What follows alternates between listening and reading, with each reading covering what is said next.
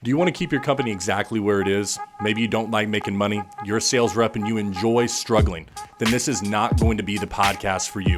I've got Becca Switzer in the house right now, Roof Sales Mastery. You're not going to want to miss this one.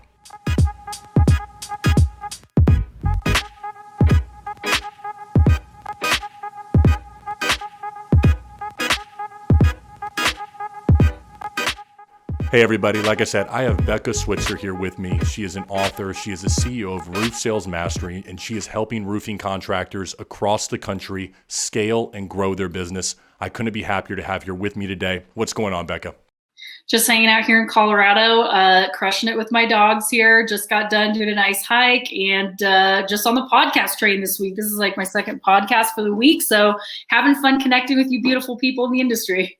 So tell me about this, man. What's the history behind Becca? For somebody who's just getting started in the roofing industry, they want someone great to follow, someone great to learn from. I can think of no better individual than yourself, but can you give us a little history of how you came to be where you're at right now? Yeah, so my story, I basically, when I was 19 years old, I was a sophomore in college and I went to school just like that's what everybody does, right? And I think I was studying like journalism and mass communication. And I went back for the summer to my hometown where I was planning on just working my fast food job that I'd had throughout high school for the last like 4 or 5 years just to make a little money, then go back to school in the fall. And when I got home, I actually had a recruiting letter on my kitchen table that had come in the mail from Vector Marketing and Cutco Cutlery. And so they're like, they always recruit like, seniors in high school and college kids and stuff like that.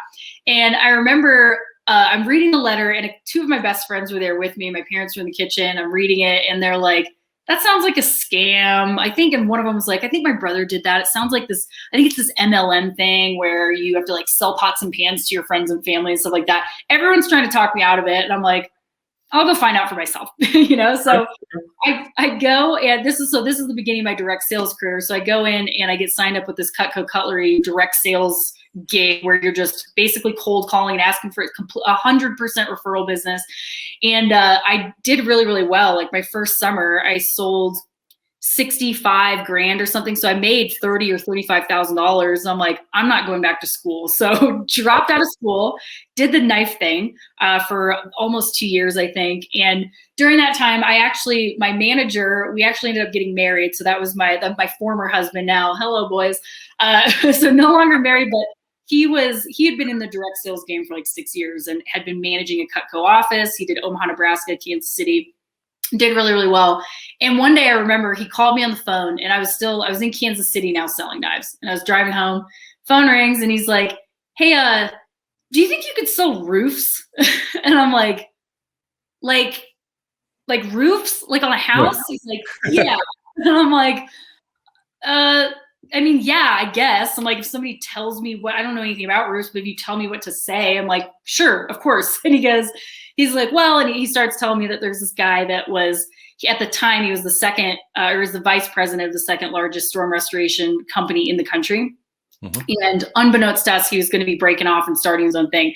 And so he was headhunting Cutco people because Cutco has, arguably like the best sales training in the game. Like they have just an incredible sales training platform, stuff like that. So this guy's like headhunting Cutco people. I was the number one salesperson in the division at that point. And my ex I think he ran like $1 million office that year, which is really, really big for Cutco. And so we're like, okay, like let's go get something that has a way bigger commission. So long story short, it's probably gonna be long story long, but we ended up packing up all of our stuff, selling off most of it, but packing up the rest, which fit in Rubbermaids. First storm location I ever went to was this tiny little dinky storm in Meriden, Connecticut, which was super old. What's that? Nice. Okay. Connecticut. All right. Connecticut, the Northeast is just not for me. The roads are very narrow. People are very grumpy. Everything is very gray. It's not my cup of tea. We went out there and my introduction was probably like what a lot of people's is, which is like, cool, you're here, go ride around with Chris for a while for a couple days and then like listen to what he does. And then here's a stack of contracts, go knock 100 doors a day. It's a numbers game. You'll figure it out. And I was like, what? How? I don't know anything about insurance. I don't know anything about hail. I don't know anything about roofs. And I'm supposed to just figure it out on my own. Well, failure wasn't an option at that point. Like there wasn't a backup plan. I'd already moved out there. So I just had to figure it out. And over the next couple of years, I not only figured out the sales thing, but I got super creative with the supplement process that I teach. That's probably what I'm most famous for in my programs. Yep. But I started realizing like, well, I'll back up a second. So my ex-husband was like, you're doing really, really well and you have zero training. What would it look like if we put you through like a training seminar or something like that? And then you went back out there, you know, this following season. So he's trying to find anything. Like this is back in like 2010, 11, something like that. He's Googling like roof sales training. Nothing is showing up. Literally, there's nothing out there. There's no books. There's no coaches. There's no seminars. Nothing's happening. Several months later, we do find this tiny little seminar that's going on. It was like 22 people down in Frisco, Texas. And it was either like 500 or $1,000 a ticket, something like that. And we both went down there and sat through for 2 days, which was like, no offense to this guy who's obviously trying to put some value out there, but it was just garbage. Like there wasn't really any value there. But the people that were in the room were eating it up, right? Like they knew even less than I did. So we left that seminar and my ex was like, you could do that 100 times better. Like, you know, so much stuff. Why don't you do that? Like the industry obviously needs it. People could really benefit from having some structured knowledge and education. So I'm like, okay, went home, just started brain dumping in a Word document, which eventually became my ebook, Diamonds in the Sky, Introduction to Storm Restoration Sales. And then from there, I knew the supplement stuff. I'm like, people would pay me $100,000 to teach them this because I could show them how to double their sales without having to knock a single extra door. So I put together my first program. And then, of course, business owners were begging me for, hey, we need a system to hire people. We need a system to train our brand new people, like that's repeatable. So we're not doing this ride-along training bullshit anymore. And so XYZ happened and here we are today. And that's what I do. So living the 4-hour work week, selling my programs and training and transforming the industry. Well, what I like about you, Beck, and the one thing that caught my eye is that your training actually works. And you can see it through the testimonials that people have out there talking about you and the trainings that you bring to them, that there's actually results and immediate results from your sales training. So it's not just somebody trying to, you know, make a buck on, you know, the roofing contractors. The Right. shit works. Yeah. Which leads me to my next question for you. You know, you've been to these conferences. You've met these so-called gurus that are out there right now.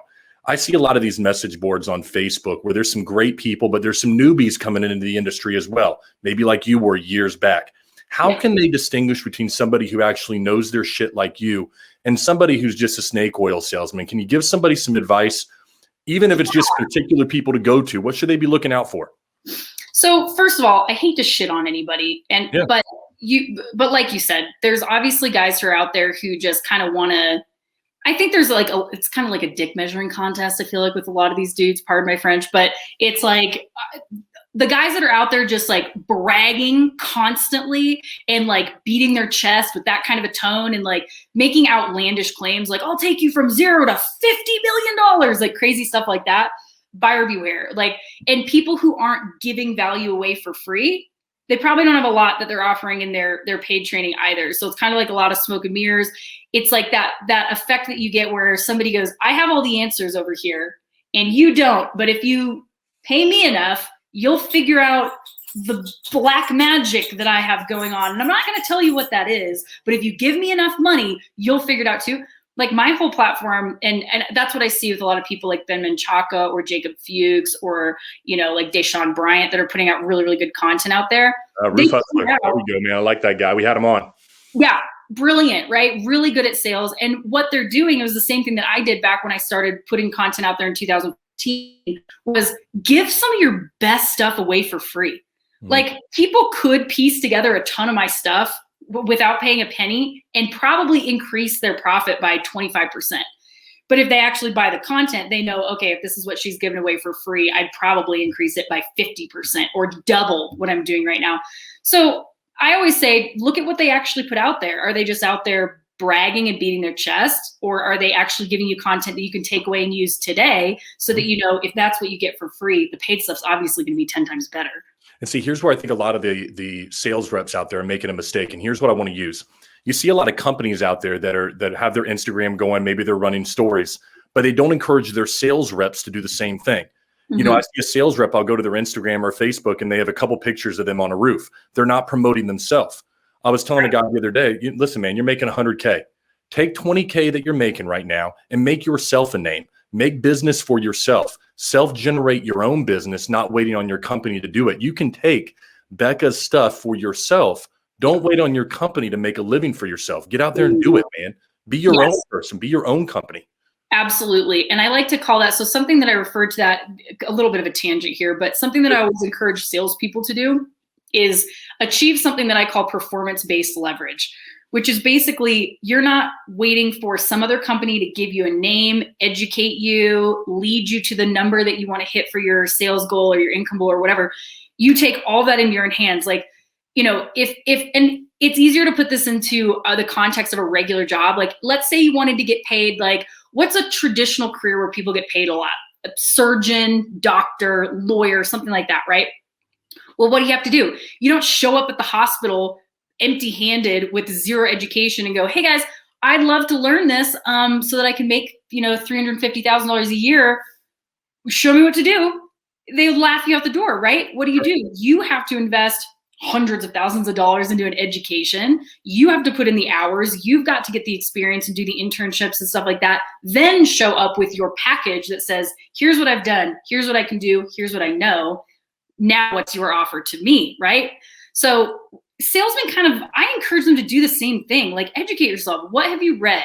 What have you studied? What are your numbers? Because when you can actually show up at a roofing company, which they're desperate for salespeople, that's what people don't get sometimes. Like, every roofing company wants to hire you. But if you show up and you're just like, show me how to do this, you're going to have a hard time, and you're putting your fate into somebody else's hands in a way. So educate yourself, get yourself your own roof sales degree, whether it's with my program or somebody else's, you know, pick a flavor that you like. But that's something that comes to mind when you said that. So yeah, you know, I couldn't agree with you more. You've got to make your own destiny. You can't wait on your company to go ahead and do that for you. You know, and down here in Orlando, we've got a lot of people from the hospitality industry that are coming into the roofing world because hospitality has just been crushed so much down here in the past year. And I've been recommending some friends to get involved with Roof Sales Mastery because, like you said, you got to get a degree in roofing. And if you're not putting the time, effort, and energy to do that, then you shouldn't expect the results. I see these individuals, like you said, who are promising, you know, listen, you're going to make six figures, you know, just knock on doors. No, you're not. Not unless you have the tools to do something with it when you knock the door. Right. You know, you can knock 100 doors, but if you don't know what to do when the person answers, you don't know what to do when that person's not there, or how to canvas a neighborhood. Those things are things you've got to learn to do, like any other craft. And that's why people need to get involved with Roof Sales Mastery, to learn those skills that are going to help them make six figures. Right. Well, something that reminds me of is an analogy that I use all the time, Patrick, which is basically like, okay, it's not just about sweat equity. You could be the hardest person in the room and still be dead last if you're not running in the right direction. And I use this little analogy where I say, okay, let's say there's a duffel bag with $1 million in it. And all you have to do, it's a 5-mile race, and you just have to get to the end first, and the money's yours, right? I don't care if you're the fastest runner and you had a head start and you don't take any breaks. If you're running in the wrong direction, you're not going to get there. And the slowest asshole in the race is going to make that money, because at least they're doing it right. They might be going a little bit slower, but they're doing it right. So what this industry unfortunately has become is a lot of really motivated people show up and say, I'm willing to give this thing a shot, but without the proper direction and training, they're out there just spinning their wheels and then burning out and quitting. And that's why it's such a revolving door with the sales, the sales stuff for these roofing company owners, because they don't have the direction. You have to be, the best possible combination is talent and speed, right? So we have to be taking these individuals and giving them the right direction, giving them what do they say word for word at the door, at the kitchen table, with the adjusters, all that stuff, and then encourage them to bust their ass, because that combination is what creates people who are top producers. Well, see, I think that's, I get onto some of our clients even about it when they start saying, well, you know what, Pat, I've got high turnover. That's why I'm not being consistent with my claims. And I tell them, listen, the reason you've got high turnover is because you've got a shitty process. Bingo. When you're intaking somebody into your company, what are you doing? We talked about it a few minutes ago. We were just kind of some of these roofing contractors, here you go, here's a truck. here's a ladder, go out there and just go sell a roof after a day of training. If Exactly. that's what you're doing, then you should absolutely expect it to be a revolving door for your company, which is going to cut into your production. You're not going to have a consistent product, and you're going to wonder why you're not getting the results that you want. Yeah. So I want to talk about that with Roof Sales Mastery, because you deal and help a lot of these roofing contractors that are in that situation. Maybe they failed when it comes to their recruiting. How can somebody, just one step maybe they could take, Becca, to say, okay, I'm shitty over here with recruiting. One step I can take in the right direction so they're not running with that duffel bag in the other way. Right. Well, honestly, and this is like a shameless sales plug, but it's my best advice. Like, I'm not saying this just because it's my program, but buy something, invest in something that is already proven to work. Like, that's the other thing I see a lot of these contractors doing is they're like, well, we'll just try to figure out something. And they'll sit there and they'll try to make their own program. And guess what? It takes 3 years, because they're also trying to run a business, hire people, train people, do production, have a life, have a wife, have kids, all these things. And then they're still trying to like make their own system where they're not trained to do it. They don't know actually how. They have zero experience and they're starting from scratch. Like, I really do encourage roofing contractors to invest in something that's already created. And my system's so dialed. Like, I straight up copied Vector Marketing's training. Like, I took a direct sales training that's been in operation for decades. And obviously I had to change quite a bit of it to turn it into a roof sales platform. But that's what I did. I took it, I turned it into just a different industry, and it works. And so if you're having trouble, like if you're a contractor and you're having trouble recruiting and training, here's what I always remind people. It's not that hard. It's not rocket science, okay? This is the analogy I always use, and people are probably laughing because they know exactly what I'm about to say, but I always refer to it as it's like baking a cake. It's as simple as baking a cake. This is not surgery. This isn't understanding like textbooks worth of law, right? Jargon, stuff like that. It's easy. Anyone can bake a cake, right? It's like, what goes into a cake? Eggs, flour, oil, water, right? But if you take 5 people and you go, welcome to my bakery, here's what we're going to do to make a living. You guys have eaten cake before, right? Cool. Hey, there's my pantry. Here's the fridge. There's the oven. You know what goes into a cake. It's like eggs and flour and stuff like that. Okay, go ahead and make cakes. And by the way, we have to do this to make our money. So like, figure it out. Just make 100 cakes a day. You'll figure it out. Yep. And then you leave them. Nobody's going to get it right. Like, I've baked a cake probably 100 times, but I still couldn't from scratch sit there and do it, because I've usually just used like a box of cake mix, right? But it's super easy if you know how to do it. So what these roofing contractors have to understand is they're throwing their guys in the kitchen and saying, there's the eggs and flour, make me a cake. Let's run this bakery. And it's falling flat, okay? What they need to do is just give them the recipe, because it's not that hard. It's here's what you say at the door. Here's what you say when someone says this. Here's what you say when someone says that. And then you rinse, you repeat, you do it over and over and over again, and boom, you have an income from direct sales, right? Mm-hmm. So that's what they need to understand is it's just give them something that is structured, that's black and white, that shows them exactly what to do, make it as easy as following a recipe, and people will succeed. I want to piggyback off that, because I think one mistake on using the cake example that I see is that people look at their grandmother's cake recipe, and then they go ahead and they say, okay, everybody, here's my grandmother's cake recipe. Go make a cake. And it doesn't turn out quite like grandma's cake was. Right. It somehow is not the same. There's something about it that is not it. And so I think what you talk about, and I want you to talk about it now in your training, it's good to understand how to make the cake, but you better understand how to duplicate that over and over and over again for consistency in your company, not just step into the kitchen one time. Is that right? Right, absolutely. So mastering the basic fundamentals. So like, for example, let's say that you want to teach people to be Michelin restaurant 5-star chefs, okay? You're not going to throw them into a kitchen that's already operating with Chef Ramsay, right? And be like, okay, he's the best in the world. You're in the best restaurant in the world. They serve the highest number of customers in the world. You could not learn from a better situation. Just pay attention and then just do what he's doing. Yep. That doesn't work, right? You have to take what do we do? Like, I remember in 5th grade, my first cooking class was home economics, right? And I had this teacher that taught us the bare basics. Like, here's how you hold a knife. Here's how you turn on an oven. Like, Here's how you put out an electrical fire. Here's how you put out a grease fire. I learned the most basic stuff, right? And then from there you build. And sports might be a great analogy. I don't know anything about sports, but it's such a great analogy. If we're trying to if you want a team full of LeBron James and Michael Jordans, you're not going to take brand new people who have never held or dribbled a basketball in their life and then just say, watch these tapes or these games of Michael Jordan making a half-court shot with 0.8 seconds on the clock. That's how you win games. Play like him. You're going to put them through the absolute fundamentals, right? They're going to learn how to dribble a basketball and hold it right, and then do tons and tons of free throws and layups. And you're going to tape stuff out on the ground and show them what they're going to do. And then from there, after that becomes second nature, now we're teaching them great grandma Betty's cookie recipe, right? Which is like, okay, now this is something Michael Jordan does, like when they're really, really good. So you have to start with the basic fundamentals, teach them to crawl, teach them to stand, teach them to walk, to jog, to run, to sprint, and then do backflips off the diving board. That's what we need to teach them to do. You know that Michelin thing, the restaurant thing? Do you know where that Michelin thing came from? Like no idea, because to me, Michelin is tires. So I'm not sure. That's where it came from. It is?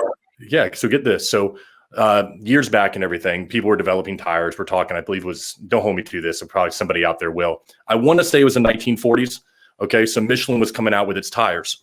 And the problem was that the tires weren't wearing out fast enough. So people weren't buying enough tires. So they got in the idea that what they would do is they would go ahead and take these restaurants that were on the outskirts of town, and they would back them up with money and resources.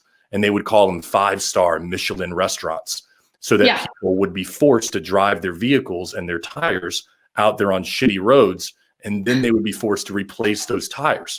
So that's where the whole Michelin thing came from, and later it got bought out and stuff. But that was the idea behind Michelin star restaurants.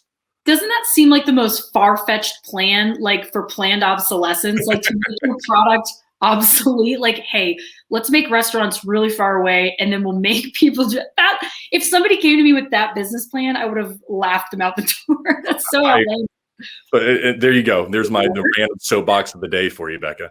Didn't know that. Thank you for sharing that. So here we go. So I want to talk about obsolete. Speaking of obsolete, there are people out there. I was listening to a podcast with Lee Haight and Brad Lee. Okay. And Lee asked Brad, he goes, hey, listen, what advice would you give to a door-to-door salesman? And Brad's response was, first of all, I'd tell him to stop doing door-to-door sales and start trying to duplicate himself online. I think there's this, I want to say a battle, but there's maybe this comparing thoughts, this contradictive thoughts right now going on in our industry of, do we push more into door-to-door sales, or do we do more online marketing, digital duplication, getting your name out that way? I wanted to hear Becca's thoughts about that. Maybe is it both, or do you lean one way or the other? So I think that it's a game of both. Like, think about have you ever heard about how mailing, I'm sure you probably have, how like a really good mailing campaign usually works is a multi-touch situation. So like they get one letter, they get another letter, you're physically in that place, you're leaving them a door hanger, they see your face, your company name again, maybe they get a phone call, maybe you send them an email because you've used some sort of database like Cold Neighborhood System, something like that. You get this multi-touch system, and what you're doing is you're creating brand recognition and brand awareness. So I wouldn't say that it's lean into one, kind of like, we were talking about fitness earlier before we got started.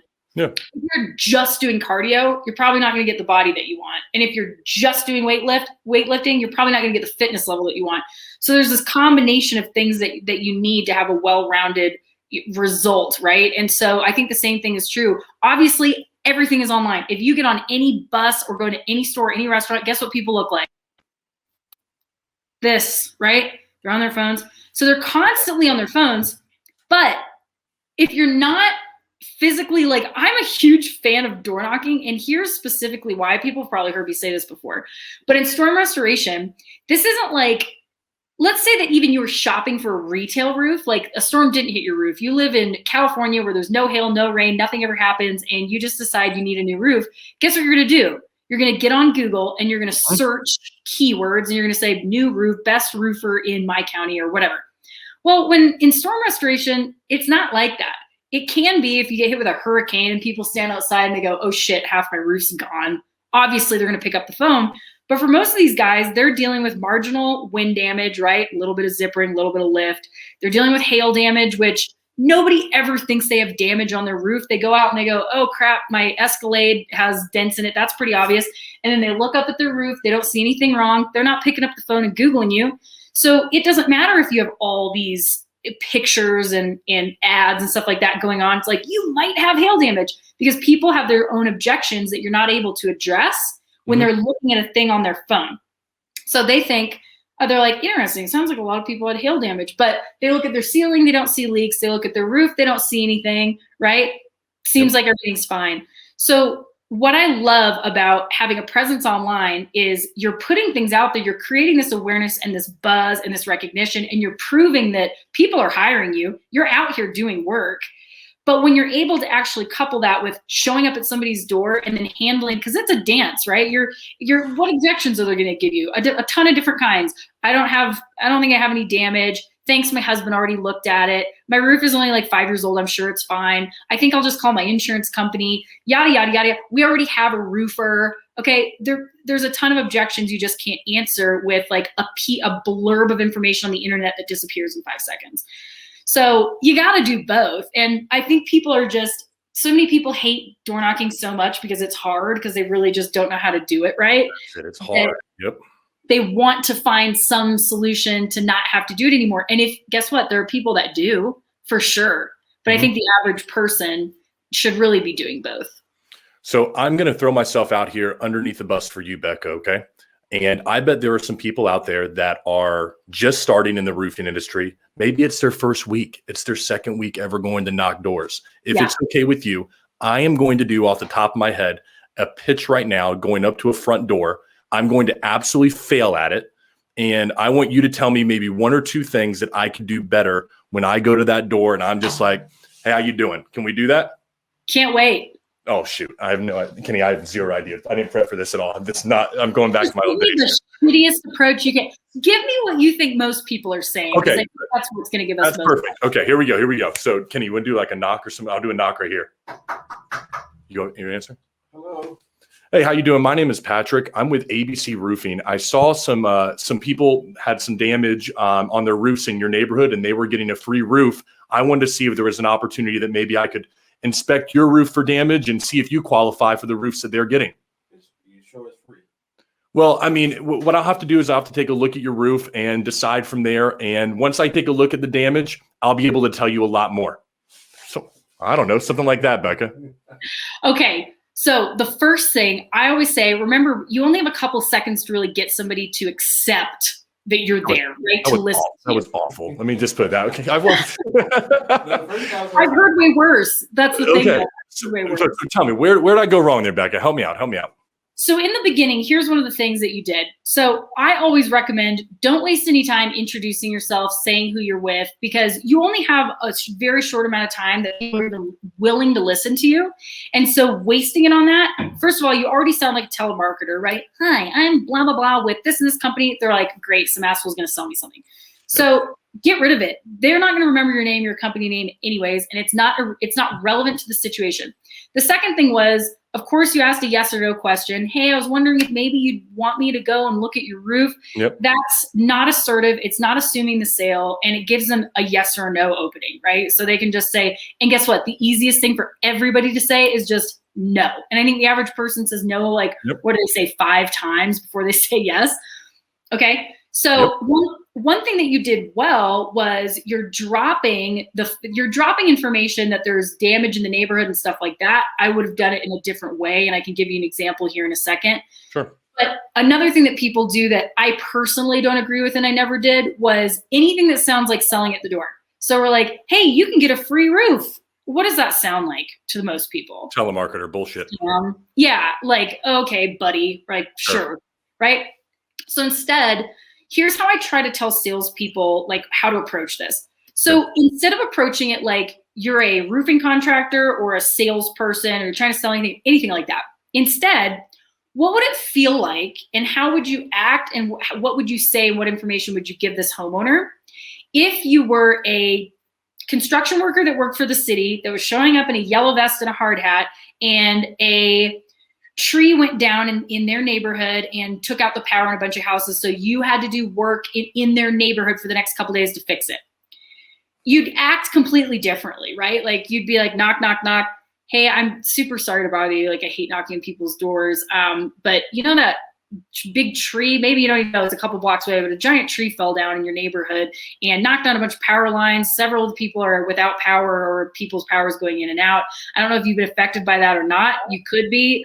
It's kind of been glitchy here in the neighborhood. We have to be working on this for the next, probably 5 to 6 days. Our trucks are going to be out here. That's how you'd be approaching it, right? So what if you did the same? You wouldn't have, first of all, any pressure at all. You're not selling anything. You're giving them pertinent information that's relevant to them making a decision to saying yes to whatever you need, right? Yep. And you're saying you may or may not be affected. I don't know, but you could be, right? And they're like, well, shit, if a tree went down in my neighborhood, like obviously my power could be affected, right? Now they're looking at their alarm clocks. Did anything go off, right? Is anything blinking? So you want to do the same type of thing as a roofing inspector. So knock on the door, and instead of doing the intro like, hi, my name is XYZ with such and such roofing company, I always say this, and I sincerely act like I mean it with every cell in my body. I'm like, hey, I'm, first of all, super sorry to knock on your door. Like, I hate knocking on people's doors. I say it just like that, and I am so sincere. Like, I really hate doing it. But do you guys happen to know, like, Tom and Gina, or Kim and Tim down the street? Yes or no, it doesn't matter. Mm-hmm. Well, I don't know if you guys are aware, but we had a pretty big hailstorm out here, a month or so ago, and surprisingly, we found quite a bit of damage out here. I've got some pictures here. Like, this is Kim and Tim's roof. They've got quite a bit of bruising here, and their vents are banged up and stuff like that. So we're assuming, like Kim said, that most of the houses in the neighborhood are roughly the same age. So probably a lot of people have similar damage. You might not have damage, like some roofs, just whether they're, a couple years newer or something like that, a lot of them do hold up, but it's better safe than sorry to have it checked out. Insurance does cover it if there is anything wrong up there. I'm not going to tell you there's any damage if you don't have any, because that's just not what I do. But I'm going to be back here tomorrow. Would 4 o'clock or 6 o'clock work better for me to pop up there and do a quick look for you? So that's how it's done right there. Right? Like, I'm just like, you see my energy the whole time is, yes. I really don't care if you say yes or no. I'm just kind of letting you know what's going on. But I'm giving them so much information that is so valid and relevant that they're going, oh, that makes sense. And I've name dropped. I've mentioned whose house is what. I'm showing them pictures of whose house. Not a lot, just a couple. And more information. Hey, yeah, Kim told me that, a lot of these houses were built kind of around the same time. So the roofs are probably the same age.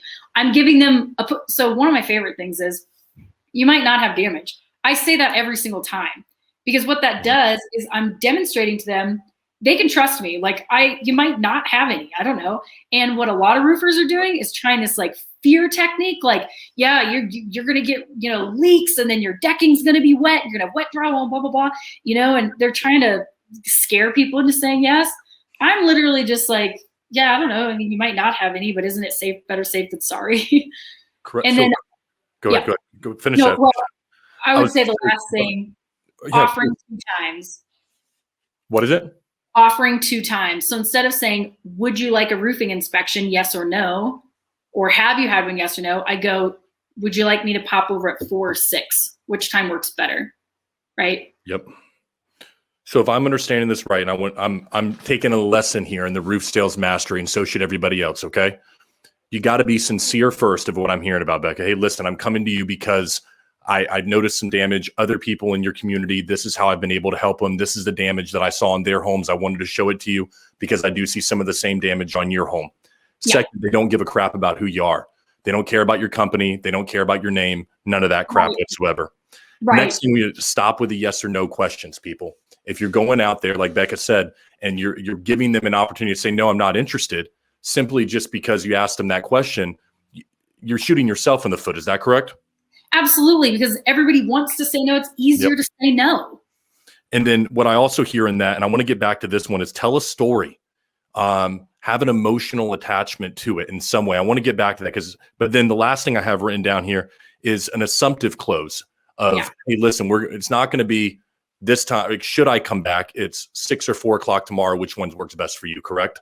Right. Like say, you literally can say, we're going to come back tomorrow. Does 4 or 6 work better for you? Like, I'm going to be back here. So, it's like, I haven't actually listened to a ton of like, what do they call it? Like The Game, like dudes, pickup artists and stuff like that.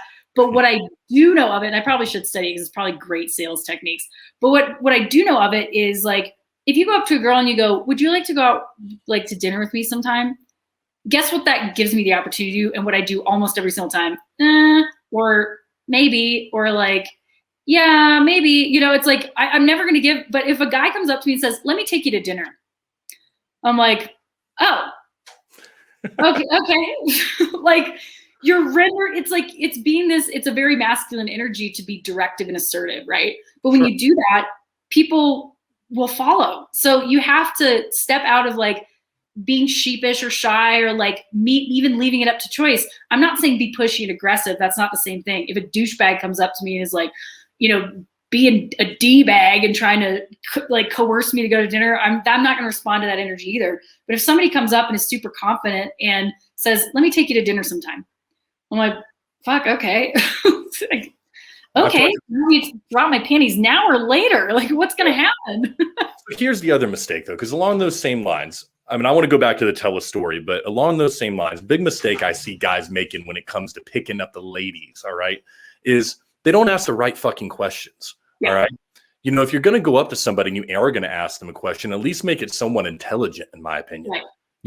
Can I buy you a drink? Yes or no? I mean, come on, man. Notice something. If you're going to go up to a woman, notice something that people usually wouldn't notice. And to make sure it's actually genuine. Because if you go up to somebody and you say, man, your eyebrows look great, or some bullshit like that, and they haven't had their eyebrow, I mean, they're going to know it's a BS compliment. Right. All right. So you got to come up with your shoes look, man, I noticed you look like you're well put together. You carry yourself with class. You look like somebody I would definitely love to talk to. Is there any opportunity I could buy you a drink and chat for a minute? But if their shoes look like, they just ran through mud and you're giving them a compliment on, they're looking and say, come on, man, you're just a pickup artist. You're full of shit. Right. Same thing when it comes to roofs. You come up to somebody who's got a brand new roof on their house that just got done a year ago, and you're trying to tell them they need a new roof. That's a you problem. People are going to see through that crap right away. Absolutely. So go ahead.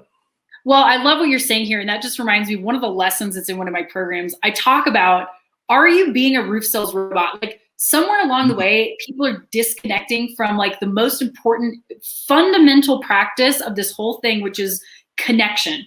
So authenticity, actually connecting with another human being, being real, right? Yeah. So don't step out of yourself into like, I just need to say these words and then like that will work. That's not what works. It's, hey, like be a real person, be interested in people. Like if you go out and you're hitting on women and you genuinely take an interest in them and you have a substantial conversation, we're a lot more likely to want to continue that conversation. But exactly like you just said, Patrick, if you come up and you're like, hey, just whatever canned line, it's something that could be said to be authentic, but the way that you're saying it, you're just coming up to try to say something because you want an end goal. That's the problem. And actually, I'm seeing a little correlation here that I'd like to talk about. So if you go up to a woman, okay, and we're going to correlate to this sales thing first, but if you go up to a woman and you drop a line because what your focus is, even though the focus isn't going to change, but the focus is step 5, I'd like to sleep with this lady, right? Sure. That's coming across. And you might never get there because that's what your initial focus is. The same way if you go to the door and really what you're only focusing on is, I need to get that commission from this job, you're still not connecting with people. Your job in this moment is to just connect with the woman, right, that you're hitting on, or your job in this exact moment is to just connect with the person whose door you just knocked on. And then it's step 2, and then it's step 3, and then it's step 4. But if you're focused on the commission or you're focused on getting laid, it's never going to happen. See, I don't think it's that difficult when it comes to picking up a lady. If you want to know the truth, Becca, I'm going to call her right now. And Kenny's over here laughing at me. I got a 3-question rule is what I do. All right. So if you're going to go up to somebody, and this is God's honest truth, and you're a guy, you're coming up to a woman at a bar, drinking situation, social networking, whatever it might be. Nobody wants to hear you talk. Just like we were just talking about right now, where no one cares what your name is, what your job is, and all that stuff in the initial beginning. They want to see that, hey, listen, you're interested in what my needs are and who I am. So let me walk up. Let me actually ask an intelligent question.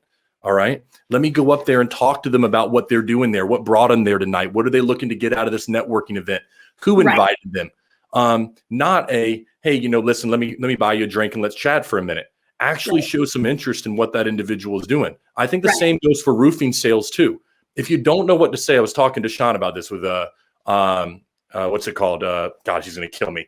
Deshaun Bryant. Yeah. Roof Hustlers, yeah. Yeah. Me and him, if you don't know what to say, ask a damn question. Bingo. If you're not sure what the homeowner's needs are, I mean, I think that a lot of times with we're going to keep on this example. I'm not dropping it with this picking up girls. And It's easy. It's an easy analogy. you could have a woman that is out that night and she just broke up with her guy. All right. The last thing she wants is an aggressive son of a gun coming up to her and asking her if she wants a drink. All right. Maybe she's just in a mood to, hey, listen, I need, because you just didn't ask any questions of the entire group. You didn't give yourself a chance to get to know everybody at the table. Right. I think people got to be asking more questions and listening for the answers and then building off of those. And that's, I think, where you can build a story from that can help you close the deal. And I love that you brought that up. What that just reminds me of is in my Cutco days. So in Cutco, there's like the big ass knife set, right? That's like literally like $3,000, and it has a big butcher knife and 16 steak knives for people who really entertain, and they've got 13 people who come over for Christmas or something like that. It has every single tool that you could possibly have. It's for people who have every gadget in the kitchen. They love to cook. Cooking's their favorite. They entertain. They're the house where everybody comes for holidays, stuff like that. All the way down to the single individual knives, or like the smallest set, which I believe was called the studio set.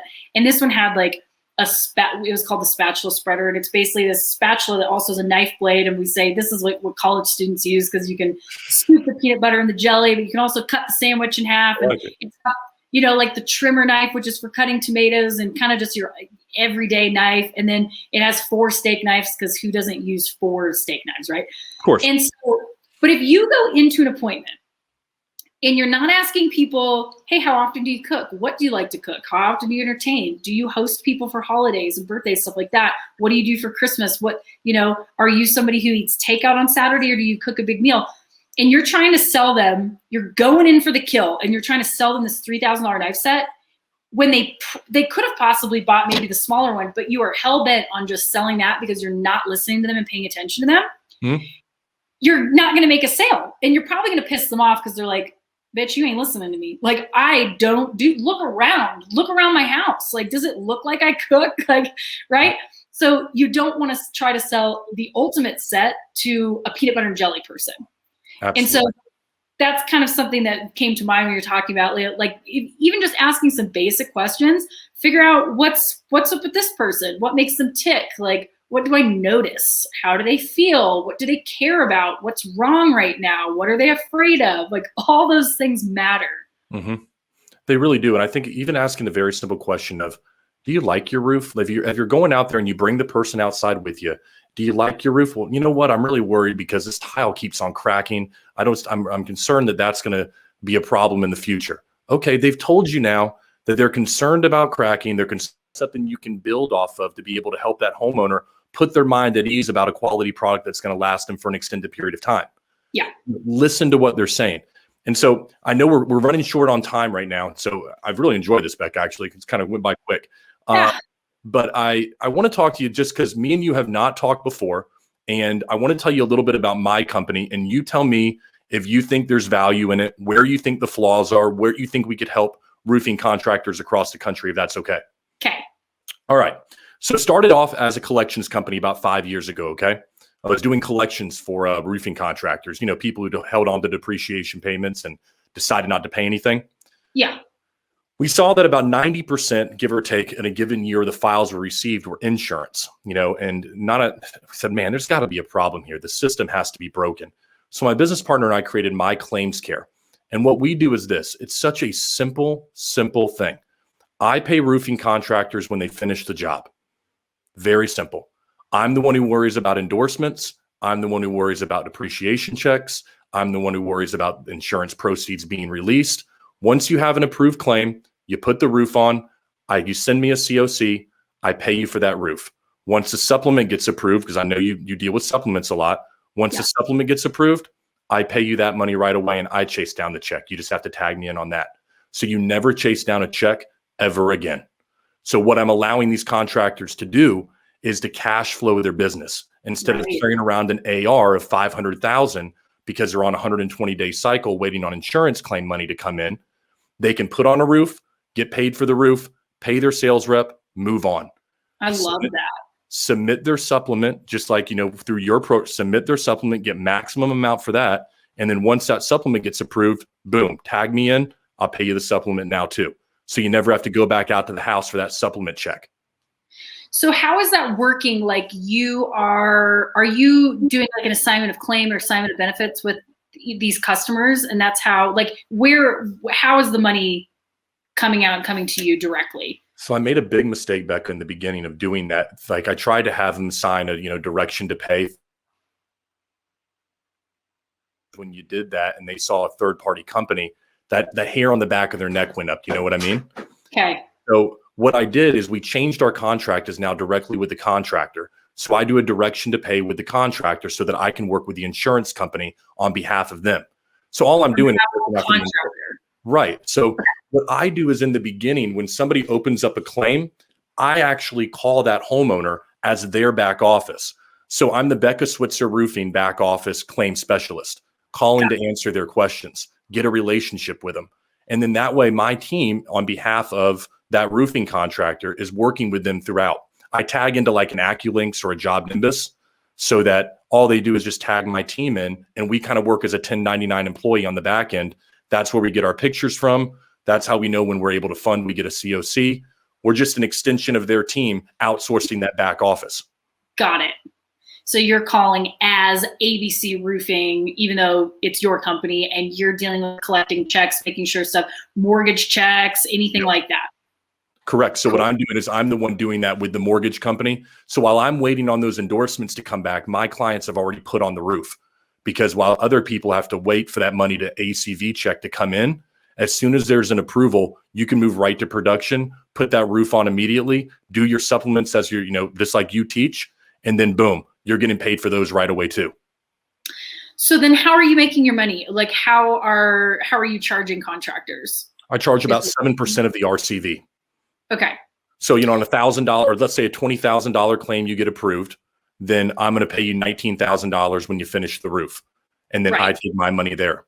And so then I do the same thing for the supplement. If there's a supplemental check, let's say it's $1,000, I give you $950. I keep my $50 for the supplement check. And so you're basically, as soon as they have paperwork that says the job approved, the RCV is 15 grand, you're writing them a check for 15 grand, but minus the 7%. You're just giving it to them right away. No, see, there's this company called Genesis who made this mistake, in my opinion, a while back, because what happens if you do that is people take the money and they start using it for other jobs. Right. Because there's nothing locking them into that job. So what I tell my roofing contractors is, listen, once you get that approval, you tag me into it and you put that roof on immediately. Get everything delivered and put it on in 2 days if you need to. As soon as that roof is finished, send me a COC. I do a completion call with the homeowner and I go in and push for referrals. I push for the 5-star reviews with my team. We're pushing for all that on the completion call. It's a recorded call to make sure there's no complaints on the back end as well. So they're not going to come back and say, I'm not going to pay because of cracks in the driveway. So we're taking care of all that for the roofing contractor so nothing comes back to bite them in the ass. Also, because I'm funding the job, I don't want anything to bite me in the ass. What I like about that too is, okay, so I just had a call with Nick Benias the other day. He's actually my first ever paying customer back in 2014. But very cool. Very cool. He's a GM up in Minnesota now, but he was like the in-house supplementer, and he had crazy averages, like $7,000 average supplements, stuff like that. Anyway, we were talking about things that were actually, no, I'm sorry. This was Ben Menchaca. I'm so sorry. I totally messed that up. It was Ben Menchaca that we were talking about. The activity that you're doing needs to be income producing activity, and anything that's not that should be delegated.